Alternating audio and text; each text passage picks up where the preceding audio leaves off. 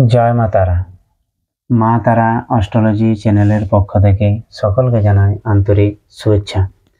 আজকে আমি আলোচনা করব ধনু রাশির 2025 সাল 35টি টোটকা বা টিপসের কথা আমি এই ভিডিওর মাধ্যমে আলোচনা করছি। আপনারা দেখতে থাকুন মা তারা অ্যাস্ট্রোলজি চ্যানেল। এবং আপনারা যদি আমার সাথে সরাসরি যোগাযোগ করতে চান, অবশ্যই আমার স্ক্রিনে দেওয়া নাম্বারে ফোন করে আমার সাথে এই পশ্চিম মেদিনীপুর কেশপুর জামতলা এসে এই তারামায়ের মন্দির আপনারা যোগাযোগ করতে পারেন।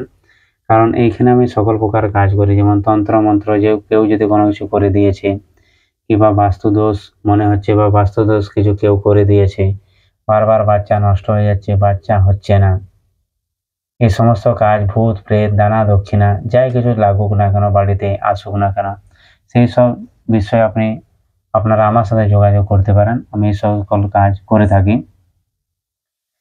ঠিক আছে, জয় তারা।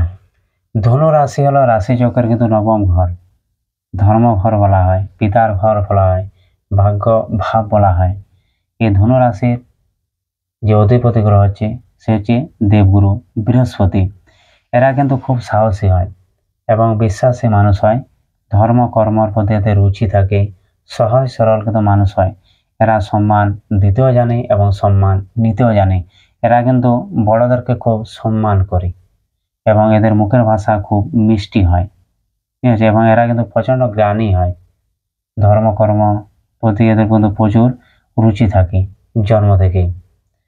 এবং যে ধনুরাশির যে কুলদেবী সে কিন্তু অবশ্যই মা লক্ষ্মী। অবশ্যই যদি কোনো আর্থিক স্থিতি চলছে তাহলে কিন্তু এরা মা লক্ষ্মীর আরাধনা পুজো পাঠ অবশ্যই করতে পারে। এবং বৃহস্পতিবারের দিন অবশ্যই মা লক্ষ্মীর পুজো পাঠ করলে আর্থিক স্থিতি যদি এদের খারাপ চলছে অবশ্যই কিন্তু পরিবর্তন হয়ে যাবে। ধনুরাশির কিন্তু সমস্যা যে দূর হবে সেটা কিন্তু 2028 সাল, কারণ বর্তমানে কিন্তু শনির ঢাইয়া আসছে সিংহ রাশি এবং ধনুরাশি।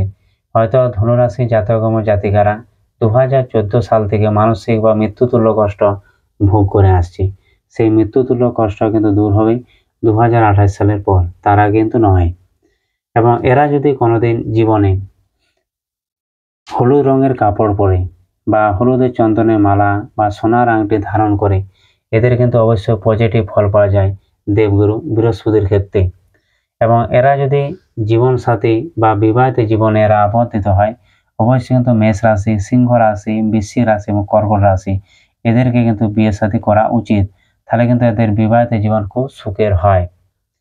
হাতে এরা কিন্তু তামার আংটি ধারণ করতে পারে এবং তামার আংটি কিন্তু এদের পক্ষে খুবই শুভ ফল দেয় ধনু রাশি জাতক ও জাতিকাদের ক্ষেত্রে।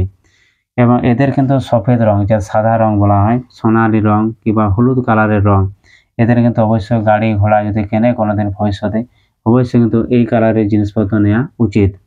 এরা যদি কোনোদিন বাড়িতে পশুপালন করে বা পশু পাখি পোষে, অবশ্যই কিন্তু কুকুর, টিয়া পাখি এবং কচ্ছপ, এগুলো যদি এরা বাড়িতে পালন করে বা পোষে, এদের কিন্তু সবসময় একটা পজিটিভ ভাব দেখতে পাওয়া যায় মনের মধ্যে এবং মস্তিষ্কের মধ্যে। এবং এদের যে ভাগ্যশালী রত্ন সেটি হচ্ছে অবশ্যই কিন্তু পোখরাজ, কারণ এটি হচ্ছে বৃহস্পতির রত্ন। কিন্তু এই পোখরাজকে যদি সোনার আংটিতে বাঁধিয়ে যদি এই আঙুলে ধারণ করে তর্জনী আঙুলে, অবশ্যই কিন্তু বৃহস্পতির শুভ ফল দেখতে পাওয়া যায়। এবং সোনার আংটি খুব ভালো এদের পক্ষে। এবং সে যদি সোনার আংটি পরে অবশ্যই কিন্তু সেটা কিন্তু বৃহস্পতিবারের দিন কিন্তু যেমন ধারণ করে, গঙ্গা জল, সাদা চন্দন এবং দুধে ডুবিয়ে কিন্তু সেটা যেমন ধারণ করে, অবশ্যই ভালো ফল পাওয়া যায়। এবং হলুদের রঙে যদি কোনো জিনিস এরা দান ধ্যান করে, তাহলে যেমন গরু কিংবা সোনা বা হলুদ কলা পাকা এসব যদি এরা দান ধ্যান করে, অবশ্যই কিন্তু ভালো ফল পাওয়া যায় এদের কাছ থেকে। হলুদ চন্দনের মালা যদি এরা গলায় ধারণ করে, হয়তো পয়সা পাতির অভাবে তো এরা কোনো রত্ন ধারণ করতে পারছে না, সেক্ষেত্রে কিন্তু হলুদ চন্দনের মালা বা হলুদ চন্দনের মালাতে 108টা মালার কাঠি করে যদি বৃহস্পতির যে বীজ মন্ত্র আছে সেগুলো যদি ধারণ করে, অবশ্যই কিন্তু ভালো ফল পাওয়া যায়, বা জপে খুব ভালো ফল পাওয়া যায়। এরা কিন্তু গুরুবারে ব্রত করা উচিত এদেরকে, এবং কারণ গুরুবার হচ্ছে দেবগুরু বৃহস্পতিবারের বার, এবং দ্বিতীয় হচ্ছে মা লক্ষ্মীর কিন্তু আরাধনা করা হয়। অবশ্যই কিন্তু এই ব্রত যদি এরা পালন করে অবশ্যই কিন্তু ভালো ফল পাওয়া যায়। এবং এরা যদি পঞ্চমুখী রুদ্রাক্ষ ধারণ করে গলাতে, তাহলে কিন্তু শুভ ফল পাওয়া যায়। এদের কিন্তু সবচেয়ে পঞ্চম গ্রন্থ কিন্তু ভালো শুট করে। হলুদ রং হচ্ছে খুব এদের ভাগ্যশালী। হলুদ রঙের বস্ত্র যারা পরে বা ধারণ করে অবশ্যই কিন্তু ভালো ফল দেয় বৃহস্পতি। এবং এদেরকে যে শুভ সংখ্যা হচ্ছে লাকি নাম্বার অবশ্যই কিন্তু 3, 7 এবং 9। এটা হচ্ছে খুব লাকি নাম্বার এই ধনু রাশি জাতক এবং জাতিকাদের জন্য। আমি এই বলে এখানে ভিডিওটা শেষ করছি। আপনার যদি ভালো লাগে অবশ্যই আমার কমেন্ট বক্সে জানাবেন। জয় তারা।